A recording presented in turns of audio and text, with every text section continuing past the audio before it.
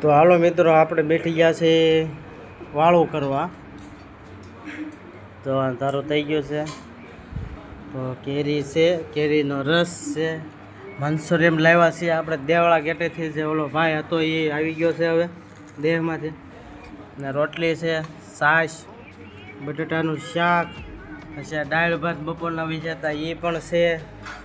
તો હાલો મારા વાલા મિત્રો, આપણે રસ કેરીને રસ ને રોટલી ખાવું, મનસુરિયમ થોડું થોડું શાકશું, એવું છે બધું.